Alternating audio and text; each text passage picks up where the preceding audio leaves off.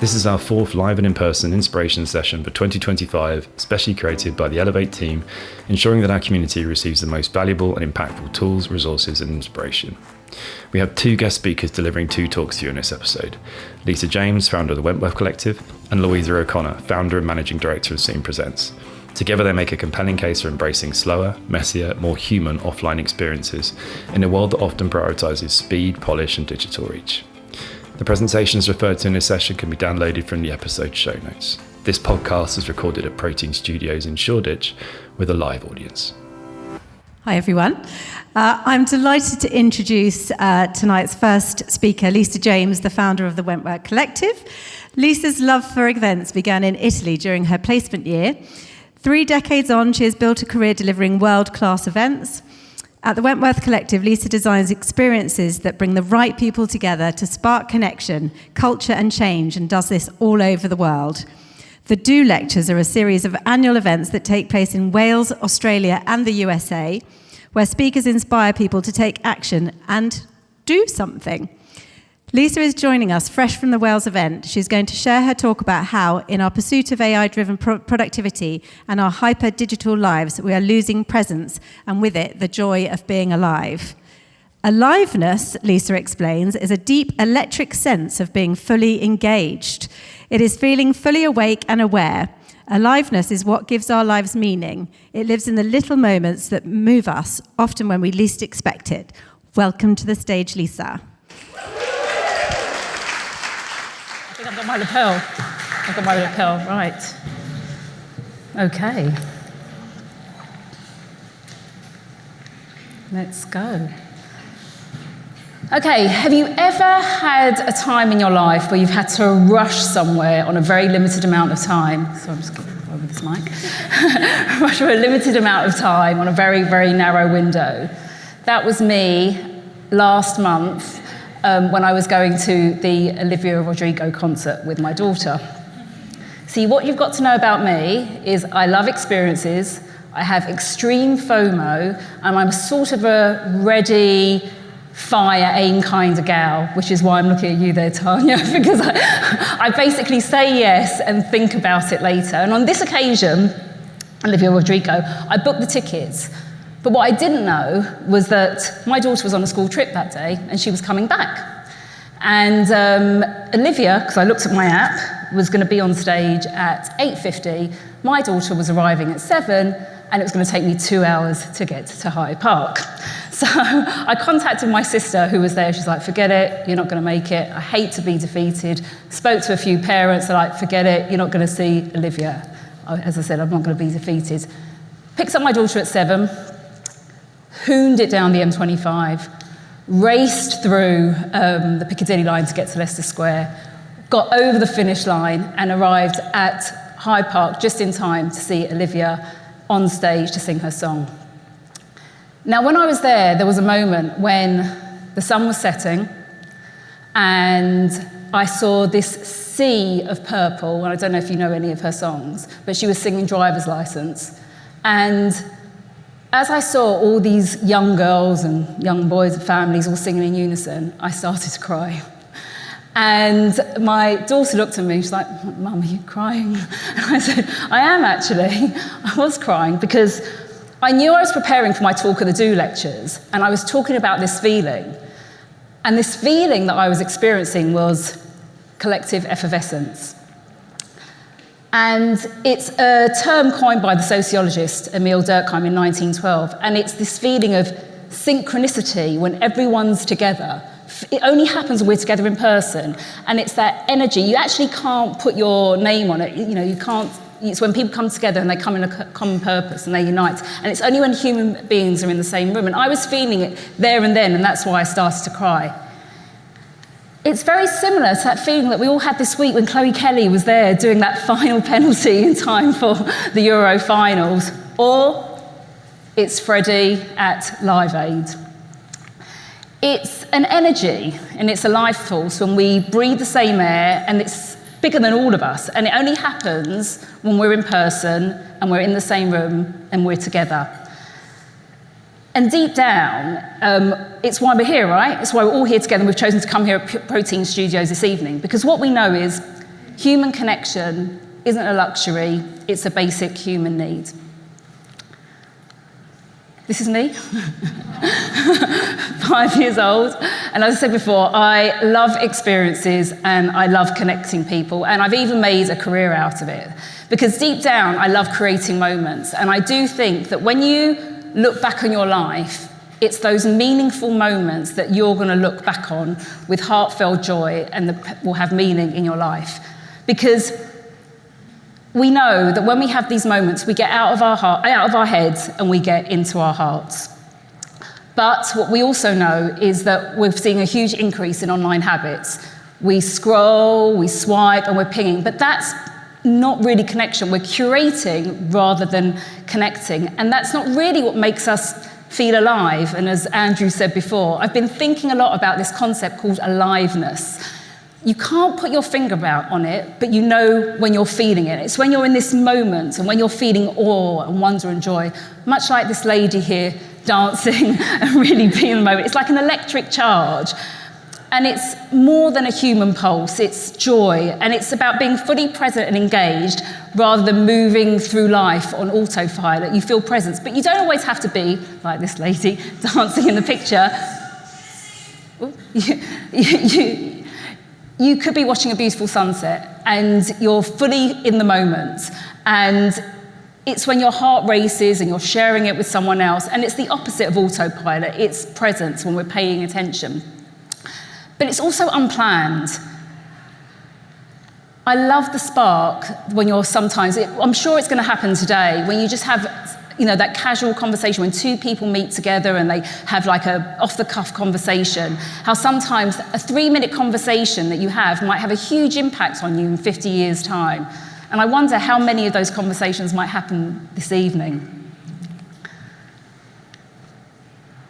I experienced this spark at an early time in my life. My dad used to be a sales manager at Pan Am. Up until the age of 16, I didn't know that you could turn and write on an aeroplane. We used to dress up smart and sit in first class. Yeah, that's probably thought we were two brats there in first class. And we basically would travel around the world. Occasionally, if there was a paying customer, we would get a tap on the shoulder and told that we had to get off. One day it took me 4 days to get home because I was on a standby ticket.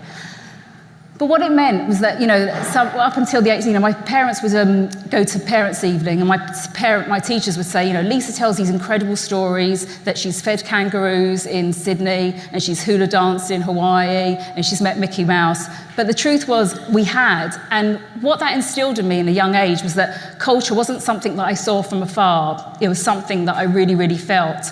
And I've always been fascinated by other cultures, which is why that took me to learn modern languages in Italy. That's me at Venice Carnival with my friends.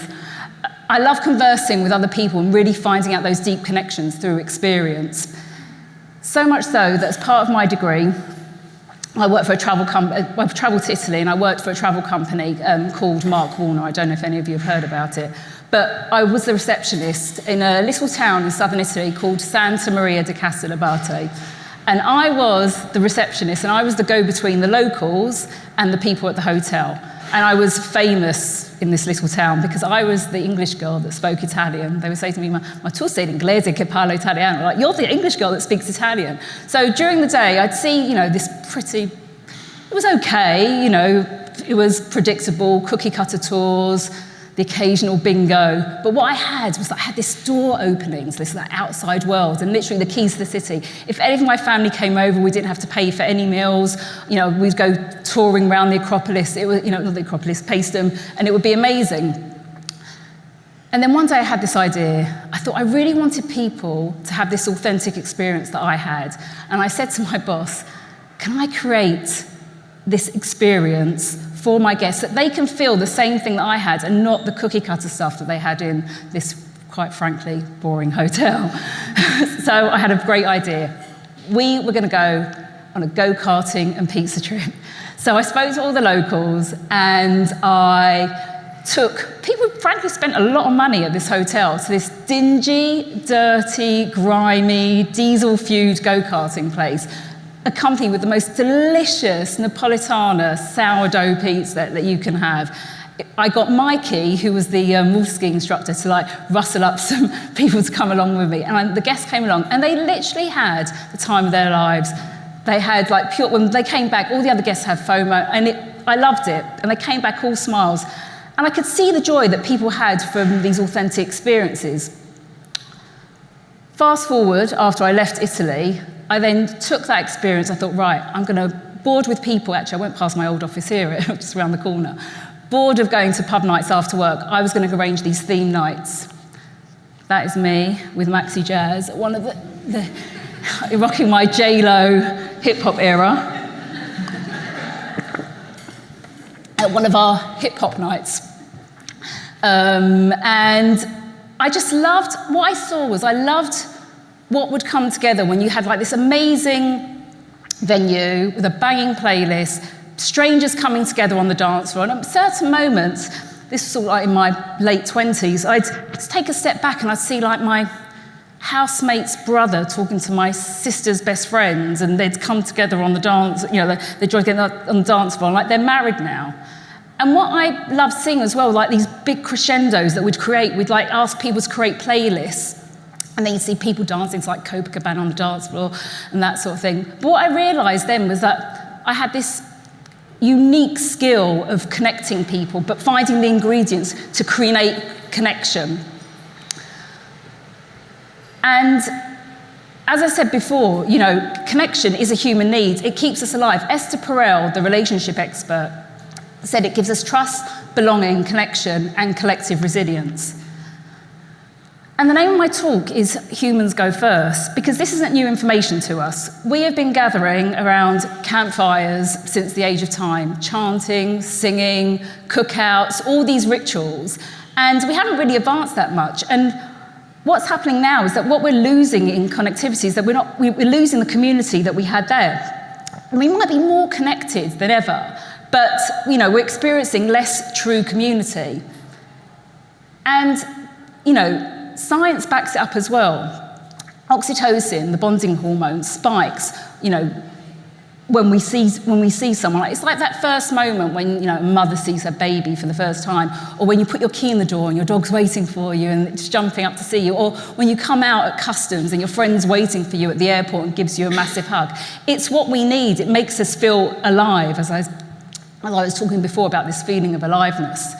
But fast forward, and we are living in the age of AI, and it is here to say, it's getting much easier for us to pick up our phone, go onto ChatGPT, log on to Zoom, that we're losing that feeling of community and connectivity as well. And because it's so easy, what I'm thinking is, are we at a tipping point?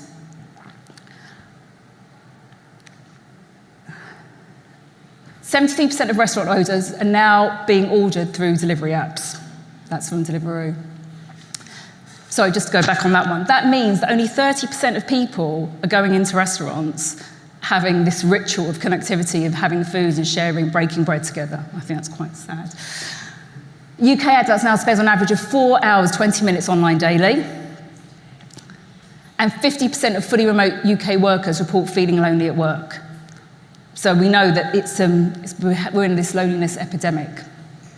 The World Health Organization has declared that loneliness is as bad for you as smoking 15 cigarettes a day. It's becoming an epidemic.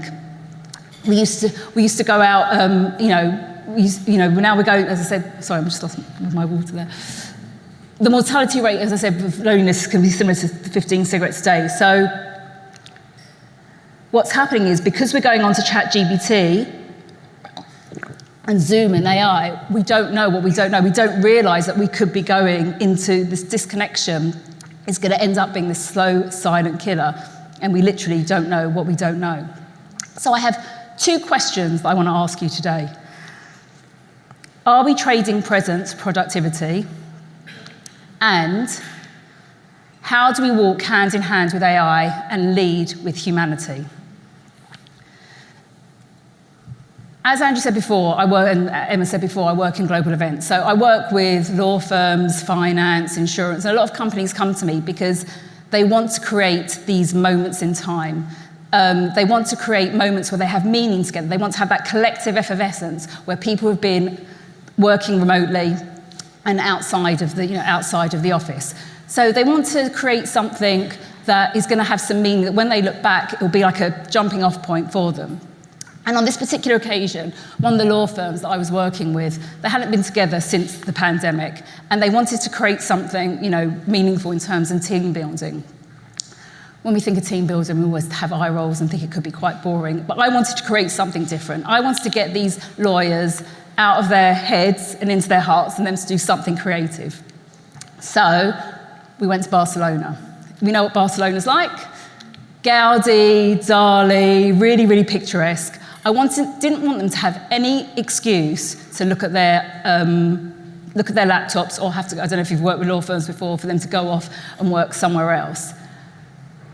And what I want to tell you and share this story with you is how we use technology to enhance this experience and really keep humans connected, because it's not going to go away. So we went to Barcelona, and I had this dream of them creating this beautiful piece of art together. We took them to a place called Poble Espanyol, and they were going to learn how to paint like the masters, Dali, Picasso, Miro. We even had someone dressed up as Velázquez. And I wanted them to throw away the PowerPoints and replace them with paintbrushes. So we changed all this space around. We had like big stencils, big pencils. They were immersed in colour. And what they were going to do, trained by art students, they were going to learn how to create like the artists. And this is what they did. They just had some murals there, and they were learning to do trencadis, that art there as well. This is Miro. They were so immersed. There was one guy at the end, and I even ordered a bar, and they didn't even use it because they were so in the moment. And I saw something that actually, when there were no distractions, people can really get into the art. There was one guy, when I said to him, we were going back to the hotel, I said, meet me at the eye, like eye for information. I couldn't find him, and I found him in the corner. I said, where were you? He said, I was looking for the eye, like the Dali-esque eye.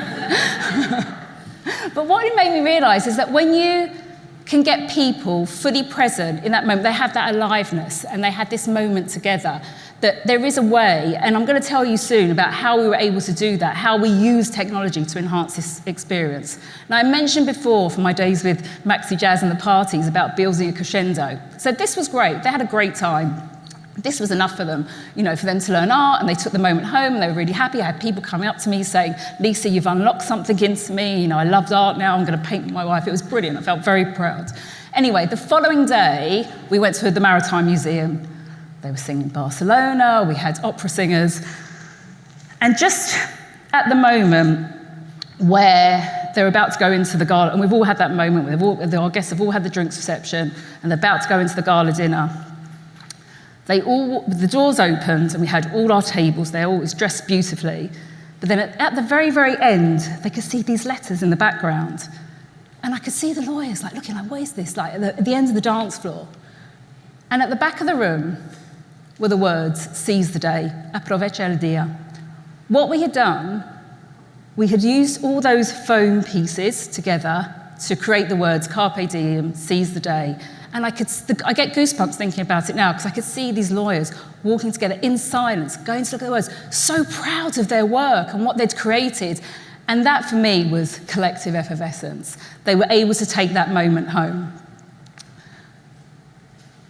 A lot of people ask me, how did you get 350 lawyers to do art and be fully engaged?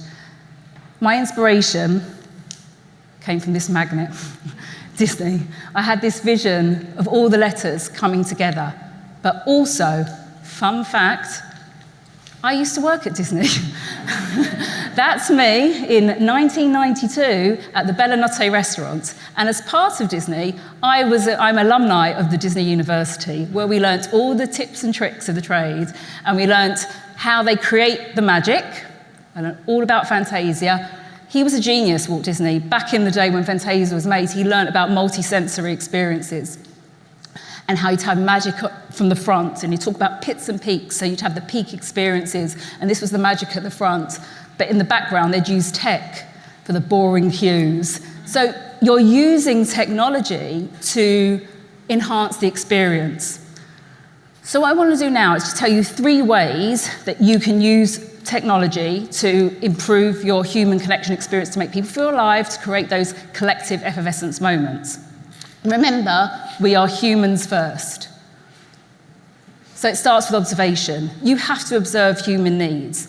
When we did the art experience, we got all the data gathering, all the information. There was no need. We knew everyone's needs before they came. I didn't want anyone to walk into that art room and have any reason to turn away and go back. So we removed the friction. Don't have any reason. Use the data to information gather as much as you can so that you can have people who are fully present. We've all had those, well, I know I have had those events where people can't get their cappuccino and they literally turn around to go back. So I always have a coffee cart now at my events.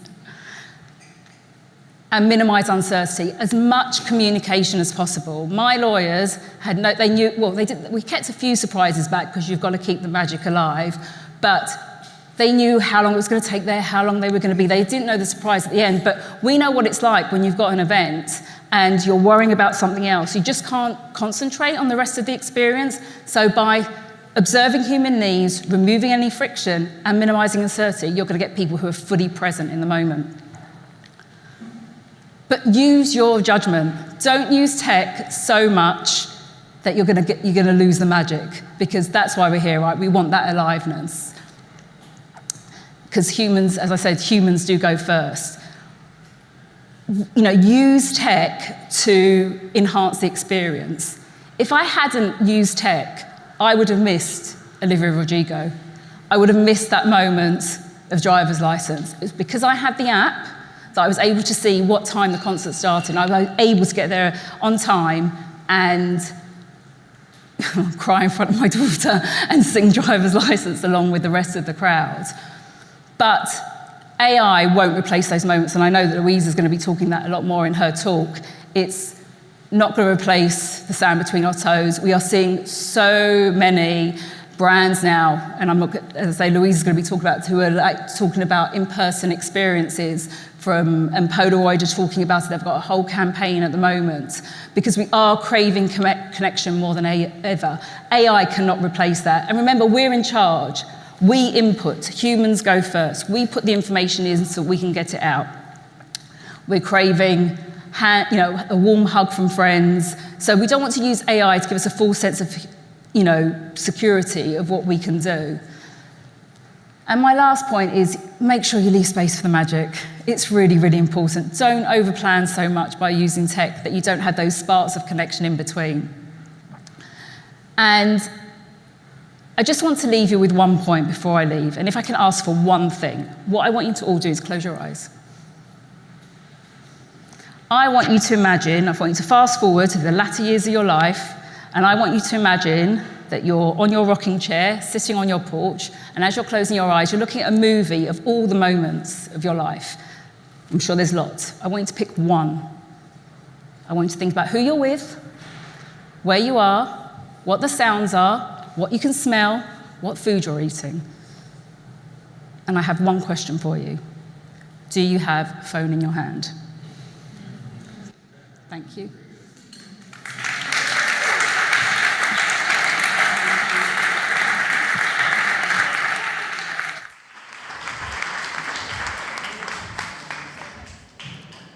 Thank you, Lisa. That was absolutely amazing. I'm sure everyone in the room felt fully engaged in the moment and fairly magical after that.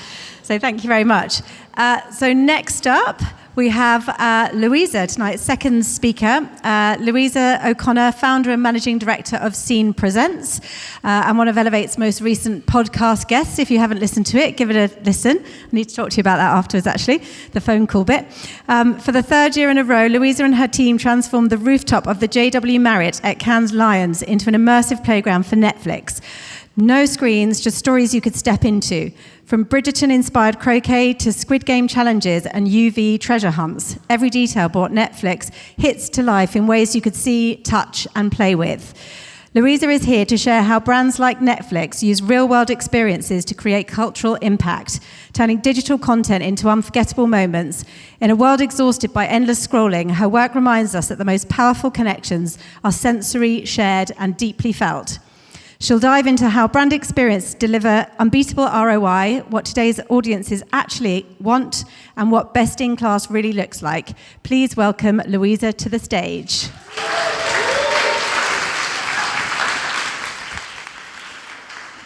Hello, I've got wine, not water. That's naughty, innit? Oops. So there's no pictures of me or kids, sorry. I've got stats. Scene Presents, we have this programme that we call Long Live the Live Experience Era, because I am obsessed with events and I am obsessed with live experiences, and I try and convince all our clients to do them. Our whole proposition is we make the intangible tangible. So some of you might be at a brand, or you might be at an agency that works with a lot of brands that you can't physically touch. So digital brands, so Samsung, Netflix, Microsoft. How do you bring that thing that you can't touch into a physical space for someone to interact with that isn't just a load of screens that you look at? Because you might as well sit at home and look at it on your phone if you're going to do that. So when we start and we work with any brand, I do this as well when we hire people at the agency, we always ask, do you remember how you felt at your first gig? So if you think about mine was, it's going to sound really bougie this, but it won't because it were in Bradford. I went to the Miseducation of Lauryn Hill tour, if you remember that album. It was life-changing for me. I think I was about 11, 12, 13, something like that. And it blew me away. I felt all the feelings. I remembered it for weeks, years, days afterwards. I just went to the reunion tour that she did, and I was right back in it. And I just don't think anything makes you feel how you felt and it's experienced like that. So then we asked the next question, do you remember how you felt when you saw your first advert? There are some amazing adverts out there. You know, the gorilla on the Cadbury's, I don't know, the Mr. Soft guy. Do you remember that? The Roundtree's Mr. Soft guy? Like, I do remember adverts, and I do remember, you know, them sparking joy, but I don't think they stay with you as long as live experiences. But for some reason, we are at the bottom of this upside-down triangle. So if you think about all the money in the world in marketing, we get this big triangle, and up at the top, they spend millions and millions and millions and millions and millions on adverts. And then it trickles down and it all gets to the bottom, and we've got about 10 quid to put on an event that gives the same ROI as that investment that they did at the top, and we have about 4 weeks to do it. And we love that challenge, that's why we're in this industry. We love that. But why, time and time again, do marketeers, procurement, finance not understand the value of live experiences? Because 80% of consumers say that they've gone to an event, they're interested in an event, they want to go to one. But not only that, 43% of them say that if they do that and they engage with it, they'd be more apt to try a brand. That's a pretty high percentage if you're going to take that and, you know, whack it in front of some finance person. That's quite impressive. Because only 21% of them say the same thing about advertising. So if the stats are out there, why do we get the lowly budget at the bottom? Only 29% of marketeers say that they use live experiences as part of their core brand strategy. That's really, really low. And also 77% of CMOs say that they are constantly under pressure to prove ROI of live experiences. So brands, agencies, I feel like we have different pressures, but it all stems from the same thing. You're all sitting in boardrooms being like, what's my ROI on that event? How am I going to prove that that has brought revenue in, that it's given us KPIs and all of that jazz? And they find it really hard to prove that. But I've got loads of lovely slides that you can take photos of that's going to tell you how to do it. So, how do we prove brand experiences are worth the investment? So how do we show that they're going to craft authentic experiences, that it's going to create that brand resonance, that it's what you should start with, not end with? So if you're thinking when you're talking to your clients, or if there's any clients in the room, don't put a live experience as like an afterthought. You should bring it to the top of your marketing kind of strategy. When we're thinking about how are we going to engage consumers, how are we going to educate people on our brand, live experience should be part of that, because that's how they remember you, that's how they feel things. And I think the main thing that makes them feel that is cultural relevance. So if you think about all the brands that you love, that you talk about, all the brands that you would die to work with. Why is that? It's because they're part of your cultural every day. So I'm going to throw some names out there. I don't know, Nike, Red Bull, Adidas, Airbnb, even some of my clients, TikTok, Netflix. The reason why you love them, the reason why you resonate with them is because they are part of your everyday. And why are they part of your everyday is because you can relate to them, you can connect with them, and they feel like they're culturally relevant. Why are they culturally relevant? Because they're showing up in more spaces than just adverts. They are consistent with the way that they show up in our space. So 53% of culturally relevant brands are more likely to drive positive business results. So I'm going to show you why live experiences make them more culturally relevant. But the next slide is the one that you need to photograph and take to finance. Because if you are culturally more relevant, you are 2.6 times more likely to achieve an increase in profit. So my whole point when I'm talking to brands and anyone in our industry is, how do you think that you are going to be in people's cultural sphere of relevance if you are not showing up in the spaces that they show up in? If you are not creating things that they can come to and connect with and meet like-minded people and do things and play and participate, how on earth are you going to create that if all you're doing is an advert or a social media campaign? It's just not going to work. And there are some amazing brands out there that do it really well. And the way that they do it really well is through lots of ways, but I think 3 core pillars. So the first one is authenticity. I talk about authenticity a lot. Authenticity, all it means is it's trust. You've got to build that trust. You have to build a space that is absolutely authentic to you and your brand, that really lives your values, that creates a space where they walk in and they're like, do you know what? This feels like Netflix. I literally feel like I'm inside Netflix. This is it, I get it. And that's a trust piece. You're not trying to be anything else but that.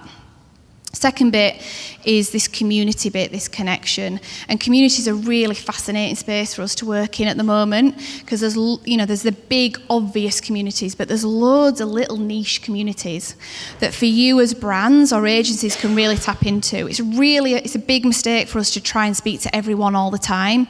Try and hone in on these little communities that don't get a lot of airtime and create experiences for them and build that trust and build that authenticity with them. And the third bit is emotion. I am an emotional northerner. I really lean into it. I don't care. Emotion is a massive, powerful tool for us. If you can really make someone feel something, and it depends on your brand. Do you want them to feel empowered? Do you want them to feel special? Do you want them to feel joy? Do you want them to feel scared even if you're launching something? If you can create that emotion and create it through a live experience, they will remember you. Like I remember my gig when I was 11 years old. You remember whatever you went to, steps, I'm not judging, whatever it was. If you remember that, you take it forward and you remember the brand connection with it. So authenticity, this trust piece, we just spoke about it earlier. The digital era out there is building distrust. AI is a fantastic tool, CGI an amazing tool, but what it actually builds is what I'm seeing real? Is what I'm hearing real? Hopefully you can tell that I am real. I am here, I am saying things in person. And in real life events are the one thing we've got left where people can walk in a room and be like, I know what they're saying to me is real, I know what I'm seeing and I'm touching is real. And this whole authenticity bit and this trust bit is fueled out of that. The other piece is around, being authentic to the things that people like. Now, I'm going to show you an example that I'm sure you've all seen. And the first thing everyone says is like, yeah, we don't all have 10 million quid to spend on an event. I get it. The Moncler Art of Genius was best in class example of a brand experience, but they spent a lot of money. However, I think there are cues that we can take from it. What Moncler did was they, borrowed equity from other brands to build that authenticity in a space that they were trying to show up in. So they partnered with the likes of Mercedes, they partnered with artists like Pharrell, so that they could show up in arts, crafts, auto, fashion, obviously, which they own, to really create an authentic space that resonated with the market and the target audience that they were trying to show up in. They also partnered with communities and really brought that into the sphere so that when they showed up as part of this event, it felt true to their brand and authentic to their community. So even though we all don't have those budgets, those projects only come around once in a while, I think there are some key cues that you can take from that project forward to all events. Next one, community. Community is all about relationships. I think there's also, this quote says it really well, there's these micro communities out there that really give us an opportunity as brands to dial into those. So if you are not linked with sustainability as a brand, don't try and show up in that space. You're going to get called out. For the first pillar, you're not authentic to that. But what is specific to you and your brand and where you're trying to show up and dial into that, and also lean on the community and what can the community bring to that experience. Red Bull are geniuses of that. Red Bull put on events all the time. You will very rarely see a can of Red Bull at the forefront of that event. It is not about the drink. It is about the community that drink fuels. What Red Bull really did, very, very smart, especially now when energy drinks, wellness vibes, they don't really match that well. Some people are like, you shouldn't have Red Bull, it's bad for you, whatever. They don't talk about that. What they talk about is the communities that Red Bull fuels. Dance, extreme sports, diving off cliffs. They've really lent into niche communities, learned from them, helped them build that and create a space where it's not about the product, it's about the brand. And the brand comes first and the product follows. And I think they are masters of, cultivating these niche communities. Third and final pillar, really important, emotion. So 80% of UK and US consumers find that physical experiences can build more lasting memories. We talked about it before, everything, this collective awe, if you are hands-on. We talk about even in schools, when you're teaching your children, they learn through play. They learn through doing. They glaze over when you're talking to them. So even us of agencies that are tasked with really difficult briefs for B2B clients, because a lot of these examples are B2C, and I get it, and a lot of our briefs as brands and agencies, it's B2B. How do you put a conference on? How do you teach B2B people and make it interesting? And I think the whole thing is through this stimulating emotion, through play and participation. Learn through doing, learn through active versus being spoken at. And I think that is what builds that brand resonance. Airbnb, again, masters of emotion. A lot of this could have been done through AI and CGI, and they saw the absolute value of doing this in real life. I would have died to have worked on one of these. I'm hoping they do it again. It's like the dream brief. And what they're doing is they're playing into emotion of nostalgia, of that FOMO piece, like who doesn't want to go in the up thing? I've watched that film about 5 times. That is playing on... Cheers to you.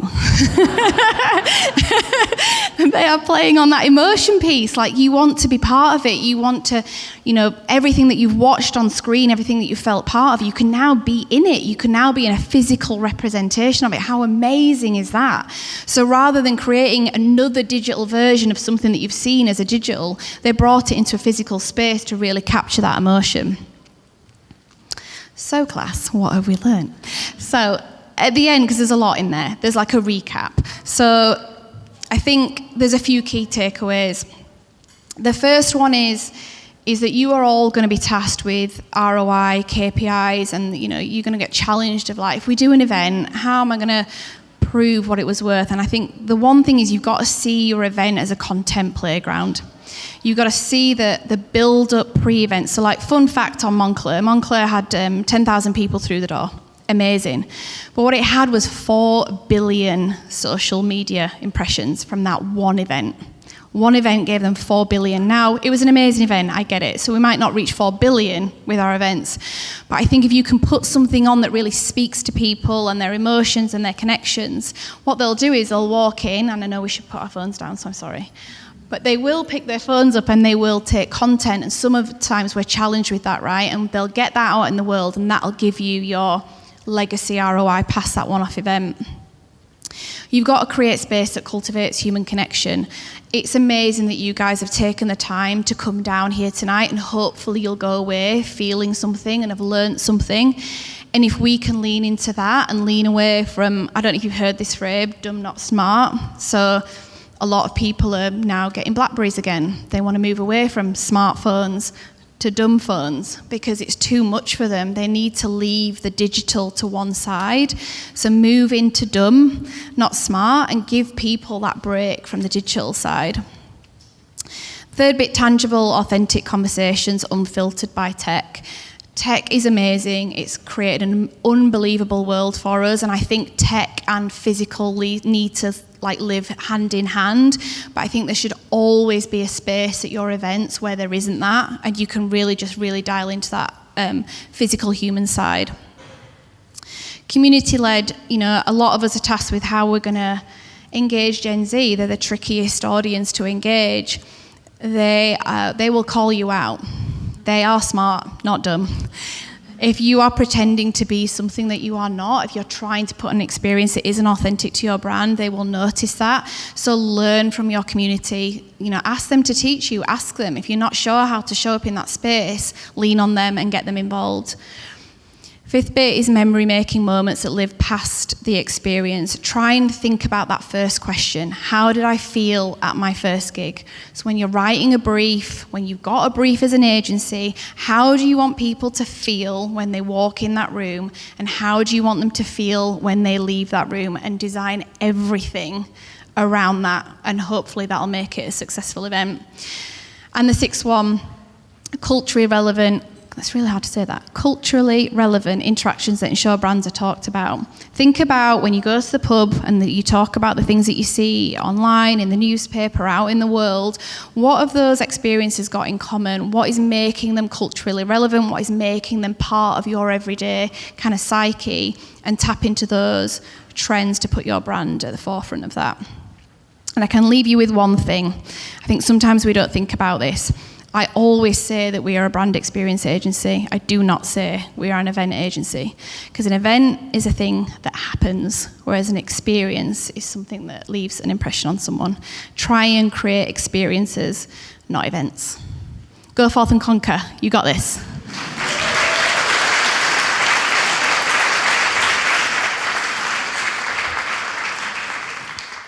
My overwhelming feeling is, thank God I don't have to come and interview at your agency, because I'd have to reveal that my first gig was Ant and Dec in Hollywood, in Romford. So I'm actually trying to forget that moment.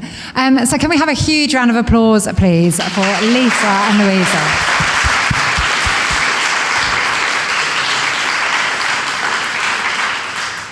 So I'm taking loads away from that, but I think the big thing that I take away from that is what a bloody privilege it is to work in our industry and to be able to create human connection and moments that matter, to be able to create communities, whether it's here in Elevate, which is an amazing privilege to be part of, or whether it's out there in the world creating moments for people, whether it's through brand work, other work that you do. What a privilege it is. So I am going to invite the lovely Lisa and Louisa back to the stage for the Q&A that was already planned, and we knew exactly what was happening.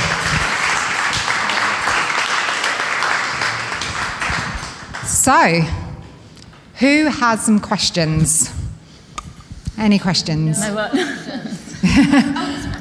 Fab, come Rach. I just wanted to know, obviously, I think, Louisa, you said something about human experience living hand in hand with tech.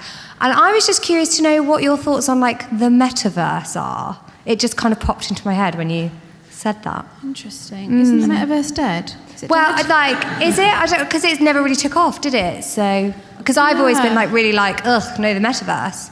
So it's funny, do you know what? We had a brief the other day, not about the metaverse, but more about Roblox and Sandbox. And I feel like the gaming community is still building virtual worlds.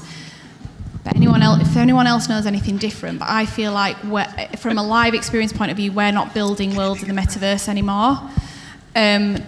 I feel like it's been replaced with live streaming. We are usually challenged with putting on a live event, and then we will live stream it. And usually what we're challenged with, how do you make the live stream as engaging as the live event? which I'm not going to lie is a challenge. That is challenging. Sometimes we will send almost like watch at home boxes, so you can like play along. We recently did an event for Netflix's upfronts in New York, which was a sensory experience. It was all about sight, smell, and in the room you ate things, you smelt things, and for some people we sent that as a box to their house and they could do it along. So I feel like for me personally in our briefs, live streaming and trying to make live streaming more engaging has replaced the metaverse specifically for me, but I think some of our gaming brand clients are still using Sandbox, etc. to build virtual worlds, is my personal experience. Yeah, I feel like it's okay, we don't need to know what the metaverse is anymore. I used to be like, it's a really big website. You talked about an ad that you remember. If people might remember, T-Mobile did the flash mob at Liverpool Street Station and Pink in Trafalgar Square.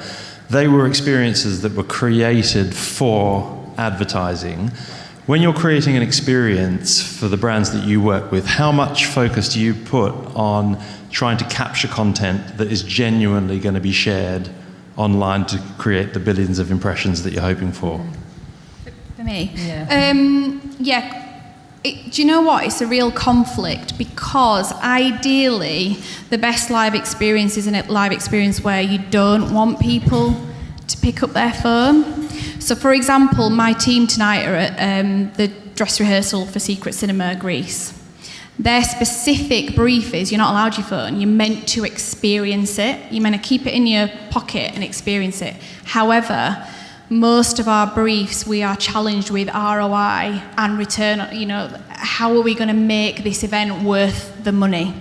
So usually we have to start with what content are we going to be able to capture, especially if you think about the brands that, my biggest client is TikTok. So everything is on a phone. We are specifically creating events that people want as soon as they walk in. They do that and they film it. So I think it's like a real challenge for us, but yes, most of the time we start with how is this event going to create content that can live on past that event, because that is what we use as a measurement piece for our clients to prove that the investment in this event is going to be worth it.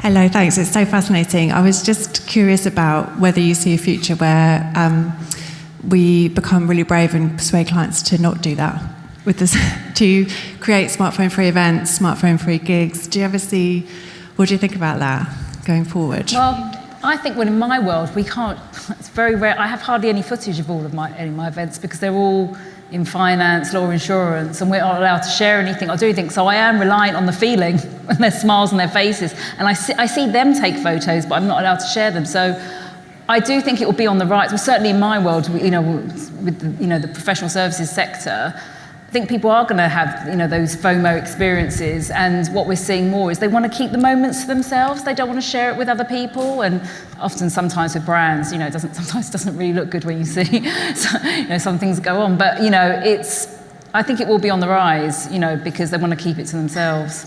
Yes. Well, studies show that apparently it will be because generations coming after us, we lived our life on. You go out and get smashed and it's on the phone and it's all over Facebook. And now a lot of the younger generations don't want things captured. They specifically don't want their life and moments that aren't curated to be online. So I think we're challenged quite a lot by TikTok is that sometimes we have to create spaces at events that are phone free, that it's a space where they can come away from that world and switch off a little bit. And you can play that into wellness if you like, but I think they need a bit of a balance, and that's where this smart dumb thing is that people are getting to a point where it's too much. Like our latest Insights event was like people look like the most connected people in the world on their Instagram and their TikTok, and actually they are the loneliest people in the world.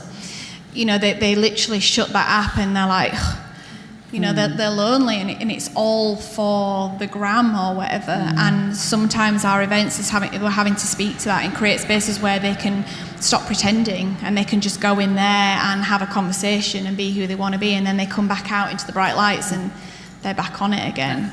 So maybe that percentage tip will, about 15% of our events is phone free. Maybe over time we'll see that percentage shift, especially as the younger generation. Yeah. Like, I don't want my life online. And the other point I want to add to that, and I read, I don't know the stats, I'm not as good as the stats, but people are craving offline communities. Like the whole community, as you were mentioning before, is increasing. So you've got running clubs, you've got reading clubs, you've got offline clubs, and that's on the rise as well, because people are really enjoying putting their phone away and just being in the moment with these joined activities, basically, shared experiences. Question.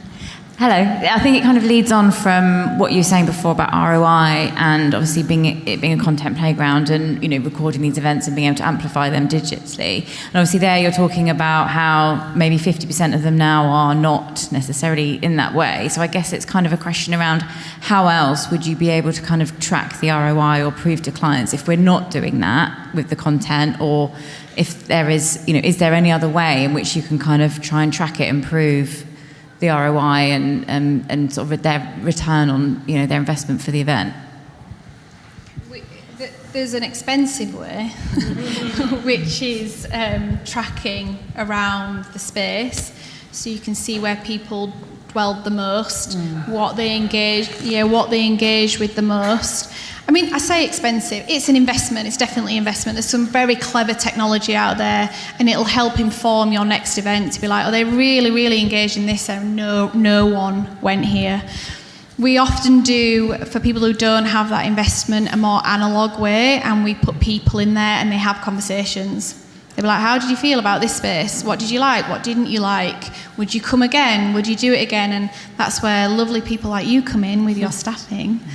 And they can have that human conversation, because sometimes people are more likely to open up that way. So I think, A, it depends on the level of investment. B, it depends on the timeline you've got. It's much easier to execute people to have those conversations and get real-time feedback. What it will give you is a smaller data centre, right? Because there's only so many people you can have a conversation with.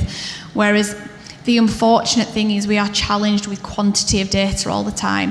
And that's why I was saying about that funnel, it's so frustrating, because that's why all the money goes up there. Because they can be like, look, we got 10 billion clicks. It doesn't necessarily mean that those 10 billion people liked what they saw, but then we filter down, it's because we can be like, look, 100 people came to our event.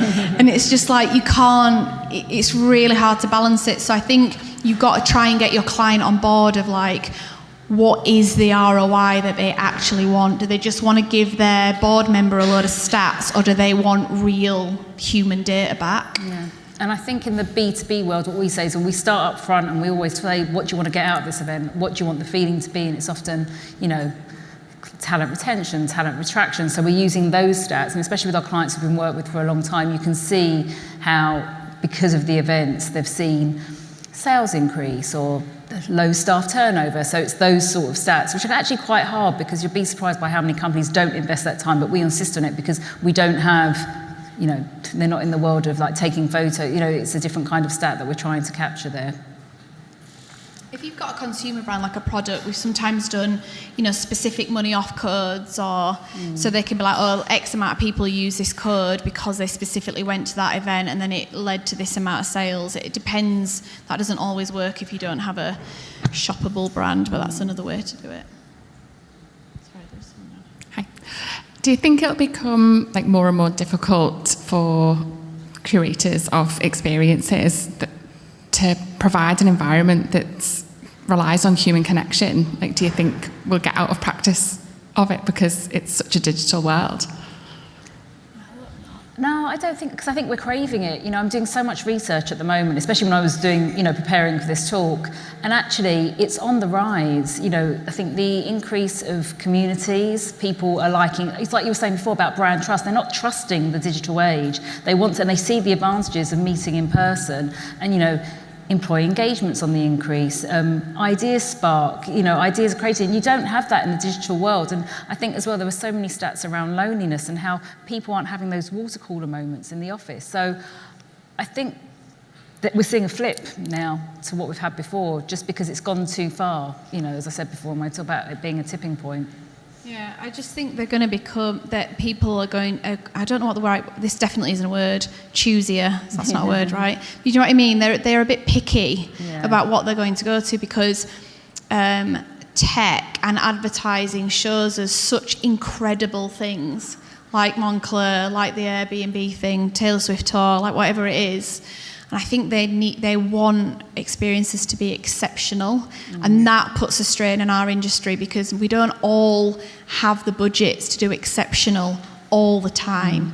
So that's why I think those pillars help, because even if you have a small budget, you can still think about how you're going to make someone feel. You can still think about how is it going to engage the community authentically. We did an event just this weekend gone in New York, and they had, you know, it sounds like a lot of money. In event terms, it's not. They had 40 grand. It's not nothing, especially to do an event in New York. And the only way we could do it is to partner with a local vendor, to lean on the community, to lean on people, you know, advertising it in the space, and then it created buzz without that, you know, big ticket budget. But we had to try and lean into those pillars, but just in the way that budget would afford. So I think our challenge as an industry is just people are going to become a little bit more demanding about what they want out of an event. And I think prioritising as well. I'm seeing a lot of my clients, sometimes they just simply can't be asked, because if they do want to do this big event, they're saying, so our job is just showing them how we can make it easier for them and, you know, extract that vision for them to deliver the event. You know, once you can do that, you can show it's actually quite easy and fun and the ROI, then they're going to adopt it more, because they can see the return on investment from people meeting together and that feeling that they're going to have.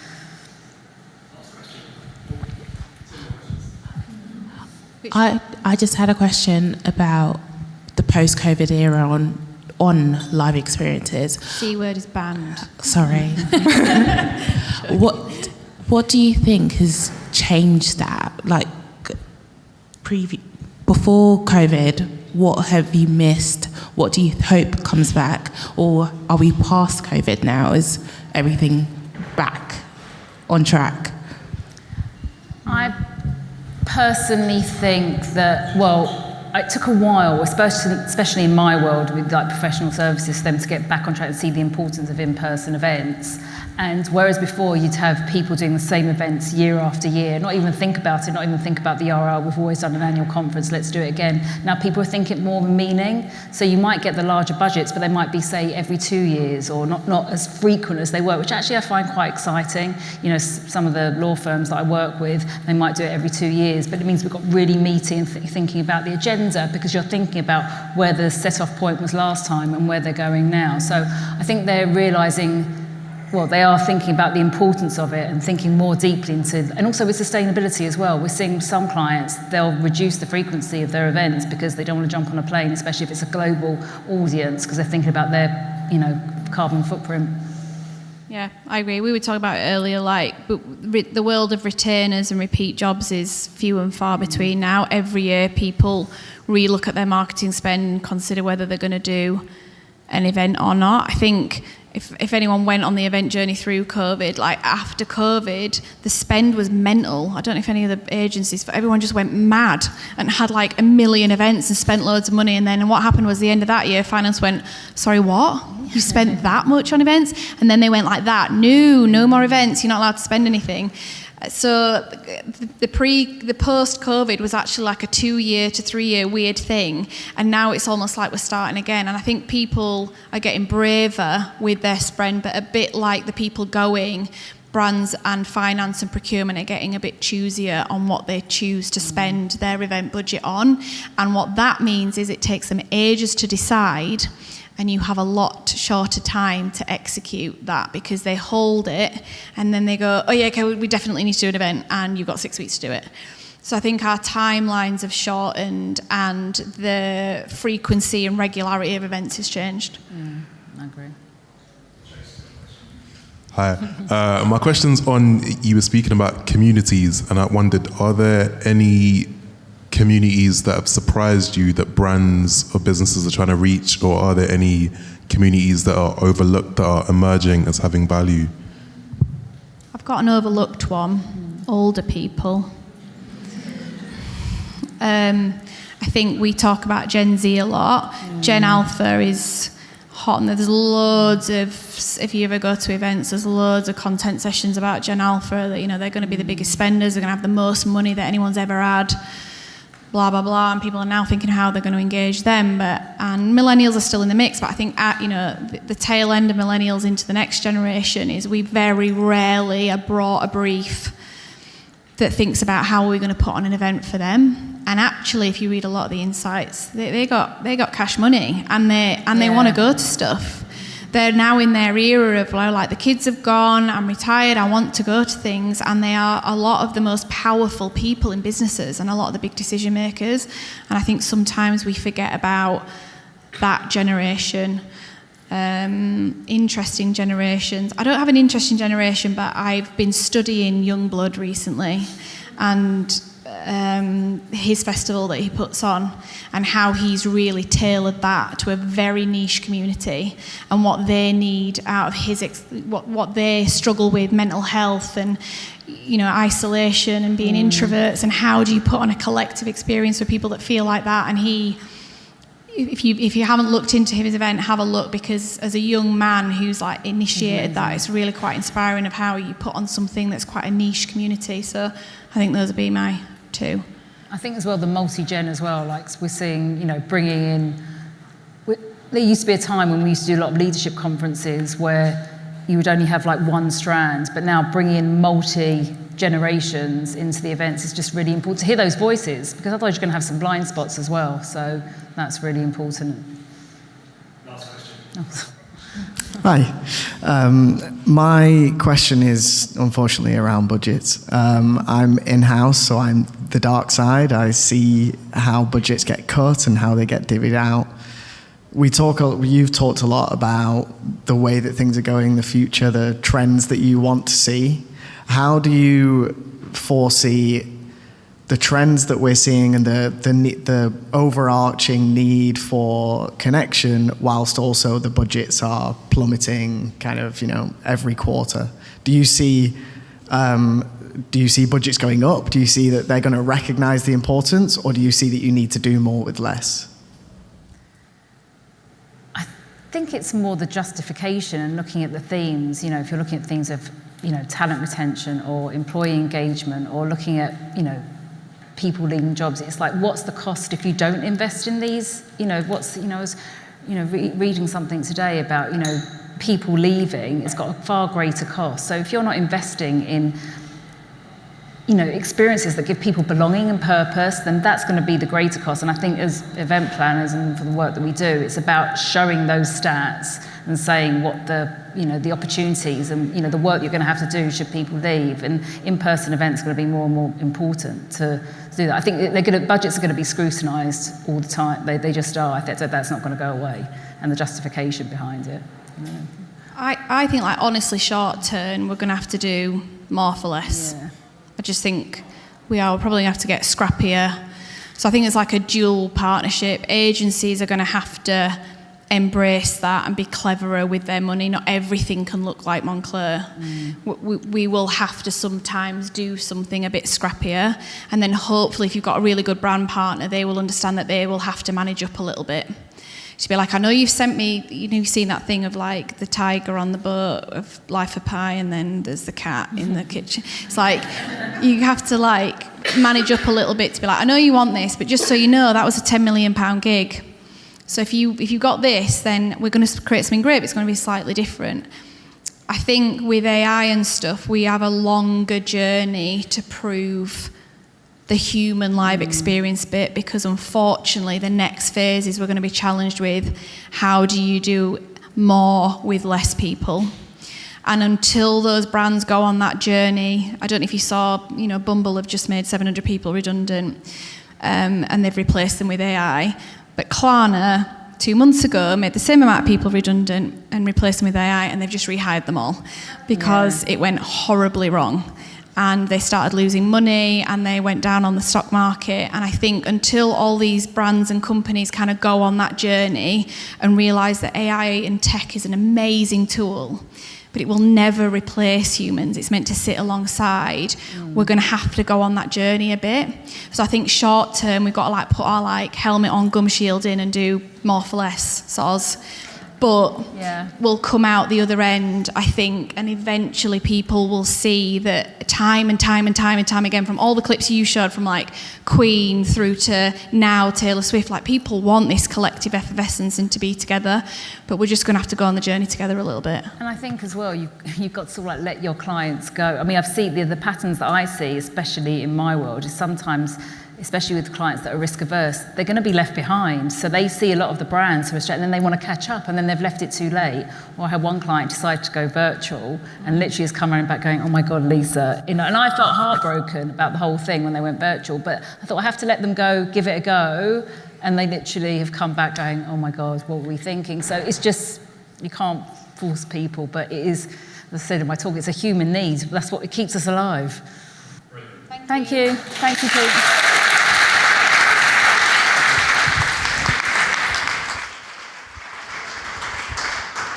So with that, it is the end now. Please go and make some human connections. Go and have those conversations. A huge thank you to our partners. A huge thank you to Emma and Andrew for hosting this evening from the wonderful CastleBell. And thank you to all of you for being here and making this community a real life, a special place to be.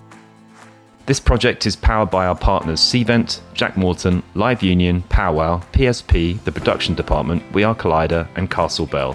Our training partner is Matt Bolton-Alarcón from Special Source Training. Our people and culture partners are Zoe Tuffs from Times 10 Coaching and people and culture strategy consultant Nic Neal. Our venue partner is Protein Studios. Together, we're changing lives, careers, and the events industry for the better.